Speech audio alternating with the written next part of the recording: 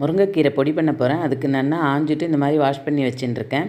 அதுக்கு கடலைப்பருப்பு, உளுத்தம்பருப்பு, வேர்க்கடலை இதெல்லாம் 2 டேபிள் ஸ்பூன் எடுத்துட்டுருக்கேன். தனியா 1 டேபிள் ஸ்பூன், எள்ளு 1 ஸ்பூன், பெருங்காயம் இதுதான் தேவையான சாமான். இப்போ கடாயில் எண்ணெய் விட்டுட்டு உளுத்தம்பருப்பு, கடலைப்பருப்பு, வேர்க்கடலை இது 3யும் நல்லா செவக்க வறுத்து ஒரு பிளேட்டில் மாற்றிக்கிறேன்.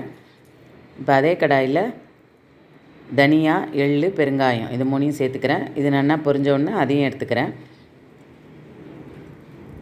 இப்போ கொஞ்சமாக எண்ணெய் விட்டு காரத்துக்கு தேவையான மிளகாய் வத்தல் அதையும் நல்லா செவக்க வறுத்துக்கணும். வறுத்துன்ட்டு அதையும் மாற்றிக்கிறேன். இதெல்லாம் வறுத்தாச்சு. இப்போ அந்த கடாயில் முருங்கைக்கீரை வாஷ் பண்ணி வச்ச முருங்கைக்கீரையை சேர்த்து நல்லா கலர் மாறாமல் நல்லா வதக்கிக்கணும். நல்லா வதக்கணும், இல்லைன்னா கசக்கும். இப்போ இந்த வறுத்து வச்ச சாமானோட உப்பு, கொஞ்சமாக புளி இதெல்லாம் சேர்த்து முதல்ல கோர்ஸாக பொடி பண்ணிக்கிறேன். அப்புறம் இந்த முருங்கைக்கீரையை அதோடு சேர்த்து பொடி பண்ணால் சூப்பரான முருங்கைக்கீரை பொடி ரெடி.